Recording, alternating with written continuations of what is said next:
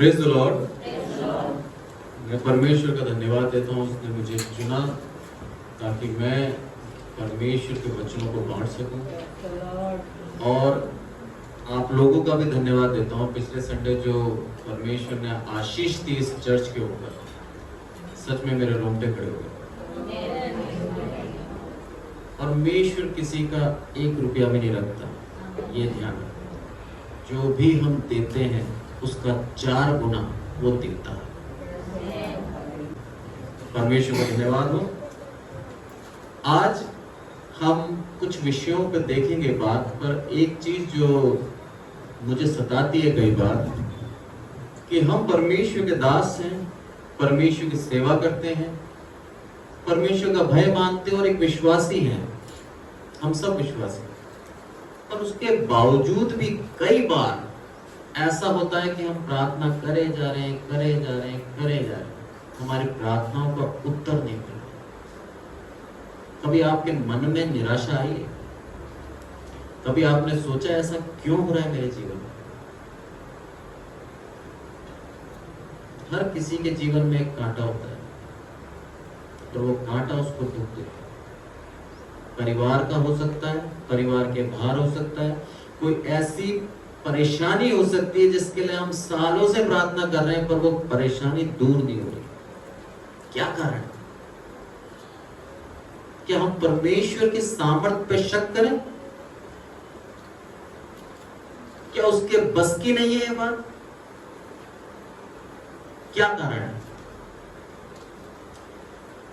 Abraham के जीवन की अगर हम बात करें तो अब्राहम को परमेश्वर ने वायदा करा, 99 साल का था जब, कि अगले साल तेरे को क्या होगा, एक पुत्र होगा, इसी समय होगा। वो वादा उसको 30 साल की उम्र में भी कर सकता था, 40 में भी कर सकता था, पर उस वादा को जब वो पूरा करता तो कोई एक आश्चर्य की बात नहीं होती। हम में से आधे क्या बोलते हैं, अरे 30 साल में तो बच्चा पैदा करना आसान है, पर 100 साल में करना असंभव है। परमेश्वर मेरा वहां पर चमत्कार करता है, वहां पर अपनी आशीष दिखाता है जहां पर असंभव होता है। जहां मनुष्य अपनी सोच को बैरियर, एक बंधन में बांध देता है कि इससे ऊपर अब नहीं हो सकता, वहां प्रभु मेरा करके बताता है। वहां बताता है कि मेरे को एज कोई मायने नहीं रखती, मैं उस किसी भी एज में तुम्हें संतान दे सकता हूं अगर मेरे ऊपर तुम विश्वास करते हो। परमेश्वर हमारी प्रार्थनाओं का यदि उत्तर नहीं दे रहा है तो आपके लिए शुभ समाचार है कि वो आपके जीवन से उसकी आशीष कराना चाहता है। कैसे कराएगा, कब कराएगा, उसकी मर्जी है। जैसे बोला अंकल ने अभी कि कुछ भी हो जाए, इनके बेटे ने क्या बोला, 21 हो, 22 हो, 23 हो, विश्वास स्थिर है, शैतान हमें डगमगा नहीं सकता। कुछ भी क्यों ना हो जाए, प्रभु तेरे ऊपर ही मैं बाट जोता रहूंगा। अब्राहम का बहुत एक तगड़ा विश्वास था। सारा के जीवन में अविश्वास आ गया था, पर अब्राहम के अंदर विश्वास था कि परमेश्वर ने बोला है तो वो देगा।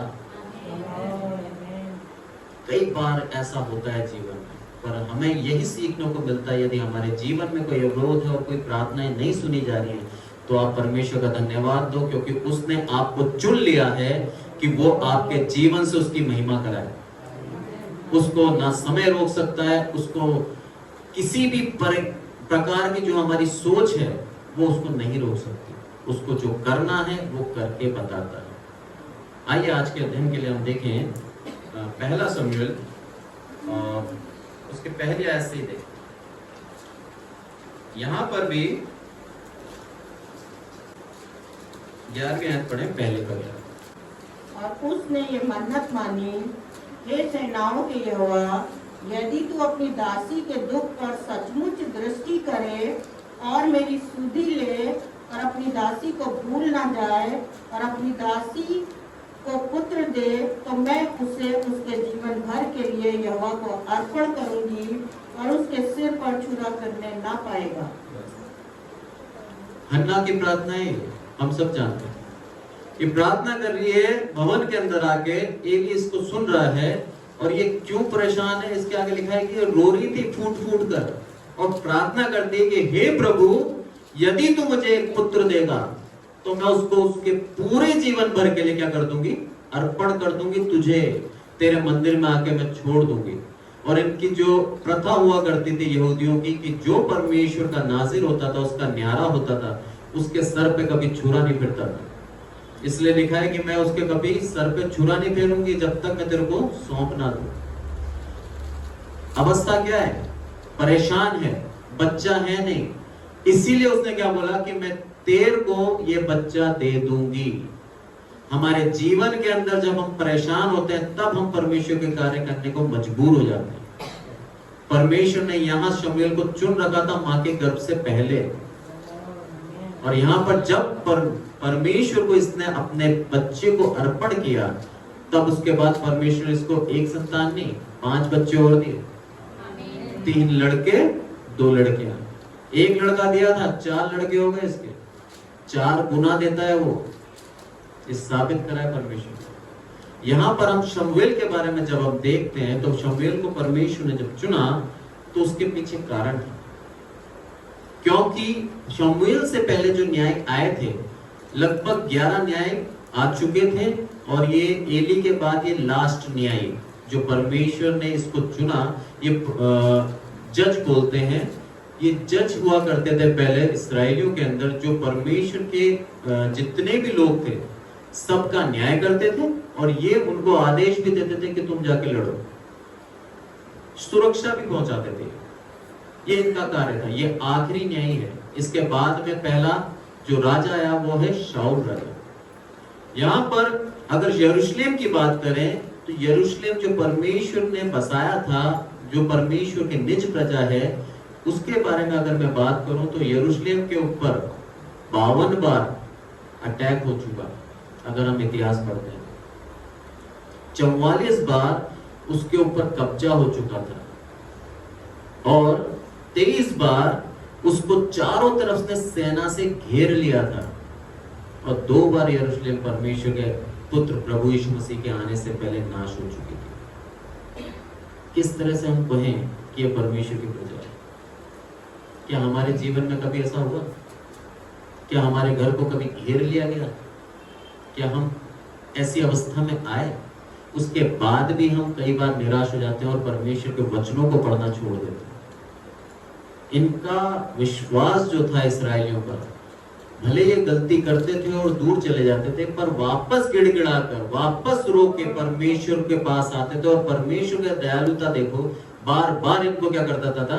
अपने पास बुला लेता था, बार बार इनको माफ करता था, और बार बार इनको क्या करता था? वापस आशीष देता था। यरूशलेम एक वो नगरी है जो बसने के बाद आज तक है विद्यमान, सबसे पुरानी नगरी है दुनिया की। इससे पहले भी नगरियां बसी पर वो नाश हो गई, उनकी जगह दूसरे बन चुके हैं। भारत की सबसे पुरानी सभ्यता थी मोहनजोदारो, जो आज विद्यमान नहीं है, खत्म हो गई। पर यरूशलेम वो नगरी है जब बसी, अटैक हुआ, नाश हुआ, फिर बसाई गई, पर आज जहां पर थी वहीं पर बसी हुई है। परमेश्वर सिखाता है कि यदि तुम मेरे दास हो तो जहां पर तुम हो वहां पर मैं स्थिर कर दूंगा, कोई तुम्हें हटा नहीं पाएगा। परेशानियों से घिर जाओगे, परेशानी में पड़ जाओगे, शत्रु ऐसा लगेगा कि तुम्हें घेर चुका है और मार देगा, पर वो विजय नहीं प्राप्त कर सकता। परमेश्वर हमारे साथ है। इस चीज को हम स्वीकार करें, हम उसके पुत्र हैं, उसकी पुत्रियां हैं। इसके 7वें अध्याय की दूसरी आयत जब हम पढ़ते हैं, यहां पर शमूएल को चुना गया, वो लिखा है, किर्यातरीम में संदूक को रखे हुए बहुत दिन हुए, अर्थात 20 वर्ष बीत गए, और इस्राएल का सारा घराना विलाप करता हुआ यहोवा के पीछे चलने लगा। तब शमूएल ने इस्राएलियों के सारे घराने से कहा, यदि तुम अपने पूर्ण मन से यहोवा को की ओर फिरो तो पराये देवताओं को अपने बीच में से निकाल दो और सिर्फ उसकी उपासना करो। आज हम पूर्ण मन से उसके पीछे हैं, पर हम पराये देवताओं के पीछे तो नहीं है, पर हम उसके बाद भी कई प्रकार की ऐसी चीजों में फंस चुके हैं जहां हम पूर्ण 100% नहीं दे पाते परमेश्वर को। हमारे मनों का जो लालच है, हमारे मनों का जो खुद की इच्छा पूरी करने का एक जो जज्बा है, ये हमें परमेश्वर से दूर ले जाता। लिखा है कि जब तक हम अपने पूर्ण मन से उसकी महिमा के लिए कार्य नहीं करेंगे, तब तक हमारी प्रार्थना सुनी नहीं जाएगी। यहां पर बहन ने बताया, कस्मा बहन ने, कि उसने प्रार्थना करी अपने भाई के बच्चे के लिए और वो दूसरे दिन ही चंगा हो गया। निस्वार्थ प्रार्थना, परमेश्वर की महिमा परमेश्वर को दिखानी थी, इसलिए कस्मा बहन को वहां भेजा और कस्मा बहन का विश्वास बढ़े, परमेश्वर की प्रार्थना परमेश्वर ने सुन ली। हम जब निस्वार्थ प्रार्थना करते हैं तब परमेश्वर हमारी सुनता है। इसके आगे जब हम पढ़ते हैं तो शमूएल ने क्या बोला कि मैं तुम्हारे लिए प्रार्थना करूंगा, और क्या करेगा परमेश्वर, तुम्हें वापस क्या करेगा, अपने साथ रख लेगा। ये प्रार्थनाएं हमारी सुनी जाती है यदि हम निस्वार्थ प्रार्थना करते हैं और फिर प्रार्थना में विश्वास रखते हैं। जब तक हम प्रार्थना में विश्वास नहीं रखते, हमारी प्रार्थना नहीं सुनी जाएगी। वचन कहता है यदि हम परमेश्वर की सामर्थ्य पर शक करते हैं, उसकी सामर्थ्य पर यदि हम संकोच है, हमें कुछ ना कुछ प्रॉब्लम है, तो हम पाप करते हैं हमारे जीवन में। कितनी बड़ी बात है। प्रार्थना कर रहे हैं और अगर प्रार्थना करने के बाद सोच रहे हैं कि यह होगा नहीं होगा, तो सोच लेना जीवन में हमने पाप कर लिया। इसके 5वीं आयत में क्या कहता है, फिर शमूएल ने कहा सब इस्राएलियों को मिस्पा में इकट्ठा करो और मैं तुम्हारे लिए यहोवा से प्रार्थना करूंगा। यहाँ पर लिख के बता रहा है वो, सबको इकट्ठा करो, मैं क्या करूंगा, तुम्हारे लिए प्रार्थना करूंगा। और प्रभु दयालु है, वो चुनेगा तुम्हें, वापस तुम्हें माफ करेगा और वापस तुम्हें क्या करेगा, देगा ये देश। क्योंकि इससे पहले क्या हुआ था, इनके अपराधों के कारण, इनके पराये देवताओं के पीछे भागने के कारण फलिस्ती इनके ऊपर हावी हो चुके थे। यहाँ पर प्रार्थना करी और सबको जब इकट्ठा करा, तब फलिस्तियों को पता लग गया कि इस्राएली सारे एक जगह इकट्ठा है और आगे उनको मारना। सोचिए, हम धन्यवाद देने जा रहे हैं, परमेश्वर से माफी मांगने जा रहे हैं और सबने हमें घेर लिया, क्या अवस्था होगी।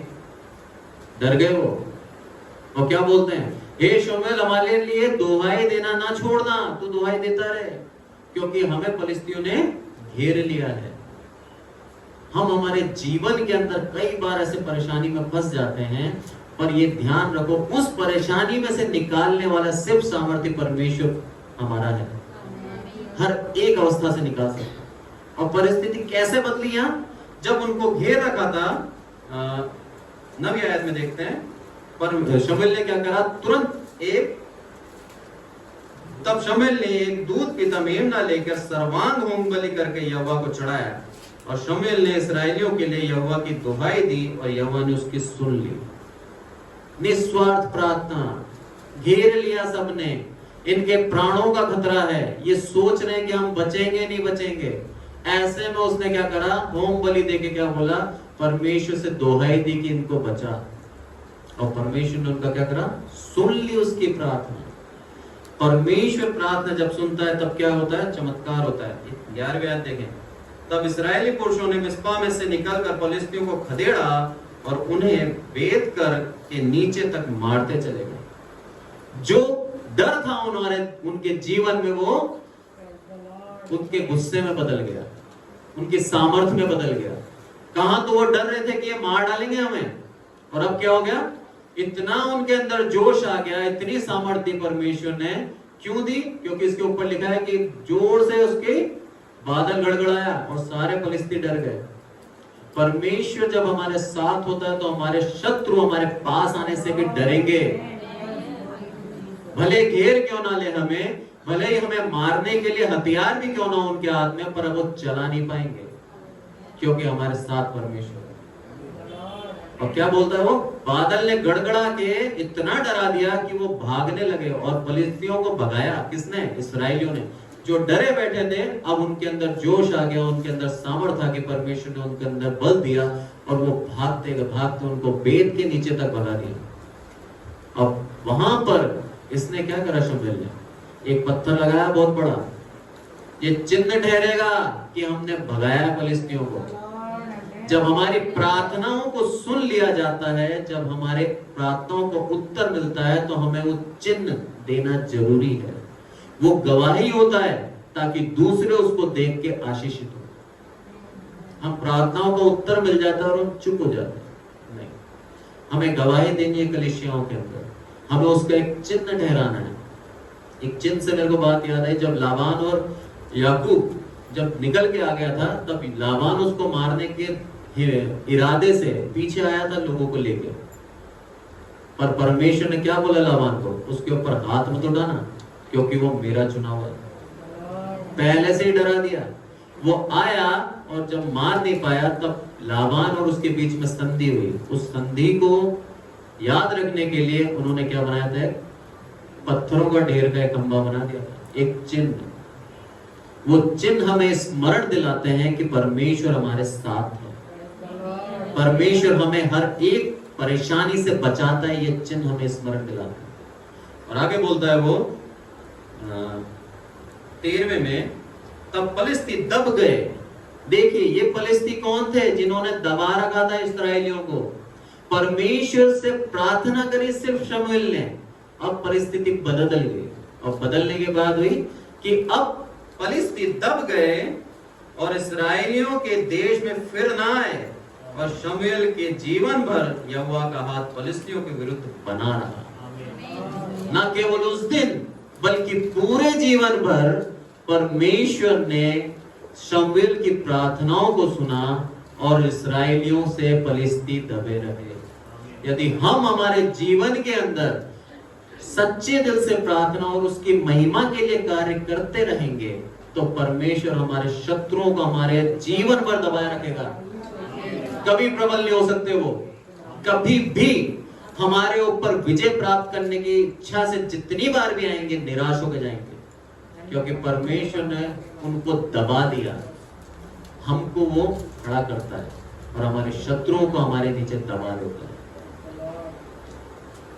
14वें आयत क्या बोलता है, एक्रोन तक जितने नगर फलिस्तियों ने इस्राएलियों के हाथ से छीन लिए थे वे फिर इस्राएलियों के वश में आ गए।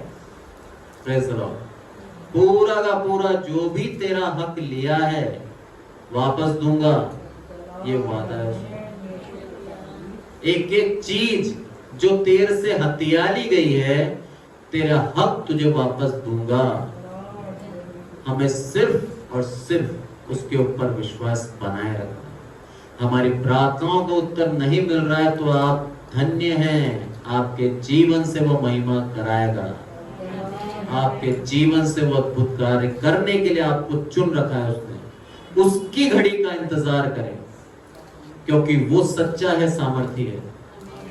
हम हमारी दुर्बलताओं से ना सोचें, उसकी सामर्थ्य से सोचें। हमारे जीवन में हमें आशीष ही आशीष दिखेगी।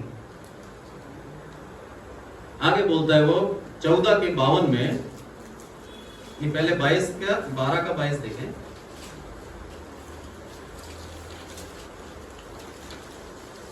यहोवा तो अपने बड़े नाम के कारण अपनी प्रजा को ना तजेगा, क्योंकि यहोवा ने तुम्हें अपनी बड़ी इच्छा से अपनी प्रजा बनाया है। ये है परमेश्वर अपने बड़े नाम के द्वारा हमें नहीं तजेगा। हमारी गलतियों के बावजूद भी वो हमारा पिता बना रहता है। हमारी गलतियों के बावजूद भी हमारी आशीषों को वो रोकता नहीं है।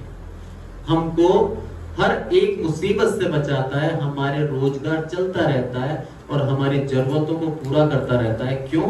क्योंकि उसका बड़ा नाम है, उसकी प्रजाएं हम। और इसलिए वो बोलता है कि अपने बड़े नाम के द्वारा मैं तेरी प्रजा, जो मेरी प्रजा है, उसको ना तजूंगा। कितनी बड़ी बात है। हमें डरने की आवश्यकता नहीं है। और आगे बोलता है वो 14:52 में,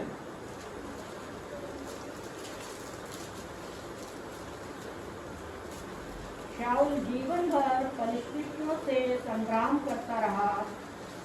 जब जब शाऊल को कोई भी वीर या अच्छा योद्धा दिखाई पड़ा तब उसने उसे अपने पास रख लिया। क्या बोला था? पूरे जीवन भर परमेश्वर ने क्या करा? फलिस्तियों को आने नहीं दिया। पर इस्राएलियों ने एक गलती कर दी थी। वो गलती क्या थी? जब हमारे जीवन के अंदर सारी चीजें हमें मिल जाती हैं तब परमेश्वर को हम भूल जाते हैं। और यही करा उन्होंने। शमूएल से मांग लिया राजा कि तू तो हमें राजा दे। अभी उनका राजा कौन था? जीवित परमेश्वर।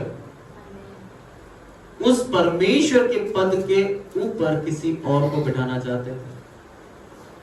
शमूएल के समय पे वो लड़ाई करने की जरूरत नहीं पड़ी, फलिस्ती दबे रहे। शाऊल के समय पे क्या हुआ? लड़ाई करता रहा शाऊल, और क्या करता था? कोई शूरवीर मिलता था तो अपनी जगह अपने सेना में मिला लेता था। जब हम हमारी समझ का सहारा लेते हैं तब हमें युद्ध करना पड़ेगा, तब हमें परेशानियों से, हमें मुसीबत का सामना करना पड़ेगा। पर जब हम हमारे जीवन को पूर्ण रूप से परमेश्वर के हाथों में सौंप देते हैं तब परमेश्वर हमारे लिए लड़ता है, तब परमेश्वर हमारे सवालों का उत्तर देता है, परमेश्वर खुद हमारे लिए सामने खड़ा हो जाता है। पर जब हम खुद अपनी समझ का सहारा लेते हैं तब परेशानी में जरूर पड़ेंगे। ध्यान रखना, क्योंकि हमें आत्मिक जीवन से बाहर निकालने वाला हमारा ये शारीरिक जीवन है। जब तक हम हमारे बल के ऊपर विश्वास करेंगे हम परमेश्वर के नजदीक नहीं जा सकते। क्योंकि यहाँ पे लिखा है कि शमूएल ने शाऊल को बोल दिया था कि परमेश्वर तुझे क्या कर दिया है? छोड़ दिया है। परमेश्वर ने दिया था ना राजा, परमेश्वर ने बोला था इस गोत्र के इस बंदे को रख लेना राजा।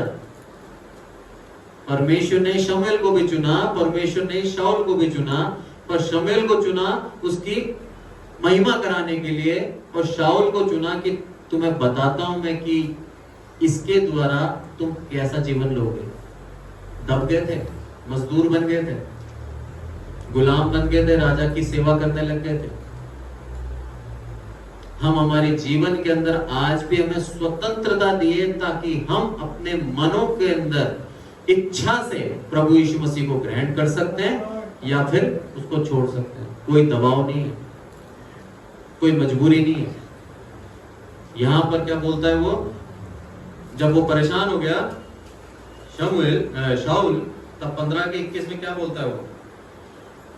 परंतु प्रजा के लोग लूट में से भेड़ बकरियों और गाय बैलों अर्थात नष्ट होने की उत्तम उत्तम वस्तुओं को गिलगाल में तेरे परमेश्वर यहोवा के लिए बलि चढ़ाने को ले आए। और 23 पढ़े इसका।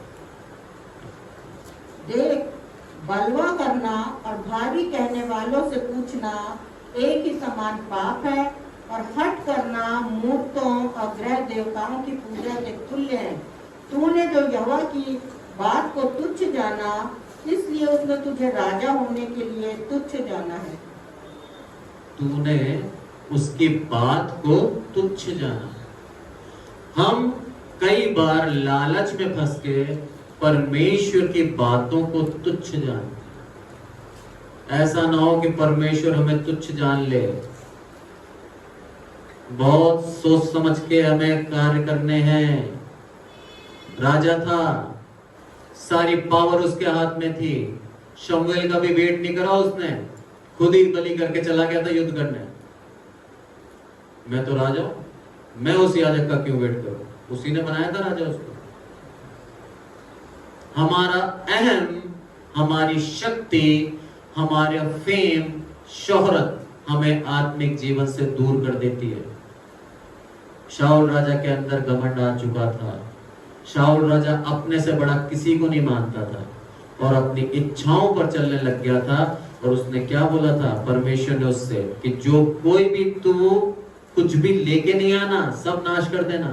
पर जब उसने वहां देखा तंदुरुस्त गायें हैं, अच्छे भेड़ बकरियां हैं, सबको मान रहा है, लालच, पशुओं का लालच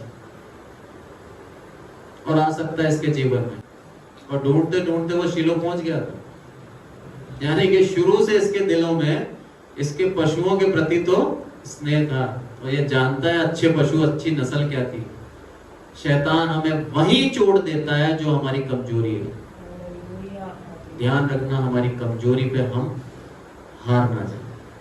यदि किसी व्यक्ति की कमजोरी पैसा है तो परमेश्वर शैतान हमें पैसे से लालच देगा और आत्मिक जीवन से दूर कर देगा। शैतान नहीं चाहता कि हम में से कोई स्वच्छ जाए। शैतान चाहता है उसकी प्रजा में हम बढ़ते जाएं, हमारी कमजोरियों पे वार करता है। हमारे बच्चे के लिए हम चिंतित हैं, हमारे बच्चे का कार्य नहीं होने देगा। हमारा बच्चा बीमार है, ठीक नहीं होने देगा, परेशान है हम, और परेशानी डालेगा, ताकि हम परमेश्वर से विश्वास हटा लें। उसकी गलती थी शाऊल की कि वो ले आया उनका पशु, और उसके कारण परमेश्वर ने क्या बोला, तूने मेरी आज्ञा को तुच्छ कर जाना है। इस पशु से मेरे को आपत्ति नहीं थी, पर मेरी आज्ञा को तूने क्या करा, तुच्छ जाना, इसलिए अब मैंने तुझे इस प्रजा पे राजा होने के लिए तुच्छ जाना है। अब तू राजा नहीं रहेगा। परेशान हो गया हो, क्या करूं? शमूएल जा चुका है। 28 के अगर हम बात करें, 28 के 3 में,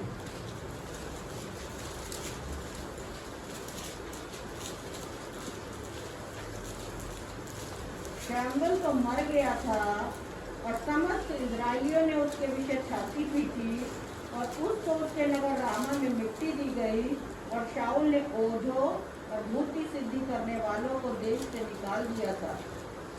शमूएल बताता था तो इसको भाभी आगे से आगे बता देता था। अब परिस्थिति ये आ गई है, शमूएल खत्म हो चुका है, शाऊल के पास कोई पूछने वाला नहीं है, क्या करे? युद्ध है, जाना भी है, पूछे किससे? परमेश्वर जब हमें त्याग देता है ना, तब हम भटक जाते हैं, और वो चाहता है कि हम और बुराई में पड़े। शाऊल ने भी यही करा। क्या करा? 6वीं आयत में, जब शाऊल ने यहोवा से पूछा, तब यहोवा ने ना तो स्वप्न के द्वारा उसे उत्तर दिया, न उरीम के द्वारा और न भविष्यवक्ताओं के द्वारा। ना स्वप्न के द्वारा, ना उरीम के द्वारा, ना भविष्यवक्ताओं के द्वारा। मुख मोड़ लिया था परमेश्वर ने, अब वो परमेश्वर से बात करना नहीं चाहता, क्योंकि उसकी आज्ञा को उसने तुच्छ जाना। आज हमारा प्रभु यीशु मसीह इतना दयालु है, इतनी बार हम उसकी आज्ञा को तुच्छ जानते हैं, पर मुंह नहीं मोड़ता। इसका धन्यवाद देना चाहिए। परमेश्वर ने एक बार उसकी आज्ञा को तुच्छ जाना और मुंह मोड़ लिया, और क्या बोलता है, ना उसको स्वप्न में बताया, ना उरीम में, ना कोई भविष्यवाणी के द्वारा। उरीम मतलब ज्योति प्रकाश के अंदर वो बताया करते थे, पहले कुछ भी नहीं बताया। परेशान हो गया, क्या करूं, लड़ूं, जाऊं, क्या करूं, समझ में नहीं आ रहा उसको। इसको हम 18 के 10 में, व्यवस्था विवरण 18 के 10 में निकालने की जरूरत नहीं, उसके अंदर साफ मना करा था। व्यवस्थाएं जब इनको दी थी तब इनको मना करा था, भूत सिद्धि वालों को भगा देना। ऐसा करने वाले पापी हैं, और ऐसा करने वालों के पास जाने वाले भी घृणित हैं। इन लोगों को हटा देना तो अपने मध्य में से। उसके बावजूद भी इसके 16वीं आयत 28 के 16वीं में क्या करा? शमूएल ने कहा, जब यहोवा तुझे छोड़कर तेरा शत्रु बन गया है, तब तू मुझसे क्यों पूछता है? क्यों पूछता है? चला गया है भूत सिद्धि करने वाली औरत के पास, और वहां पर भी शमूएल ने इसको दर्शन देके क्या बोला, अरे जब यहोवा ने तुझे छोड़ दिया तो मैं कौन होता हूं? क्यों पूछता है तू मुझे? बहुत अच्छा है, तू मुझे क्यों पूछता है? क्योंकि तेरा शत्रु कौन है? यहोवा है। तेरा शत्रु बन चुका है अब वो, अब तुझे कोई नहीं बचा सकता। हम हमारे कामों के द्वारा अपने आप को पर यहोवा का शत्रु ना बना ले, बहुत चौकस रहे हमारे कामों। हम हमारे स्वार्थ के लिए मसीह संगति से दूर ना चले जाएं, नहीं तो जीवन के अंदर हम सिर्फ और सिर्फ निराशा और जीवन के अंदर हार ही मिलेगी हमें। बहुत सोच समझ के हमारे जीवन को चलाना है। सब कुछ करने को तैयार था और सब कुछ करा उसने, उसके बावजूद भी इस्राएलियों ने एक राजा मांगा, और राजा बांधने के बाद परिस्थितियां बदल गई, लड़ना पड़ा उनको बार बार, और उस राजा को जो परमेश्वर ने उनको दिया था, आज राजा को तुच्छ जान के उसको छोड़ दिया गया। आप ये मत सोचिए कि आप एक बड़ी पोस्ट पे हैं तो आपको कोई हटा नहीं सकता। राजा से बड़ी कोई पोस्ट होती है क्या? उसके बावजूद भी उसने उसको क्या बोला कि तेरे को हटा दूंगा चुटकियों में। कैसी भी परिस्थिति में क्यों ना हो, हम कितने भी पैसे क्यों ना हो, प्रभु हमें झुकाना जानता है। परमेश्वर हमारे को अगर अनादर करने पे आ जाए तो हमारा शक्ति उसे रोक नहीं सकती, हमारा अनादर होके रहेगा। परमेश्वर की दया है कि वो हमको आदर देना चाहता है। यहाँ पर वो बोलता है कि शत्रु बन गया है तेरा, सिर्फ और सिर्फ किस कारण से? उसके अहम के कारण से। उसकी शक्ति ने, उसके जो अंदर पावर थी उसकी, उस पावर के कारण वो क्या हो गया? परमेश्वर से दूर हो गया, उसके आत्मिक जीवन से वो दूर हो गया। और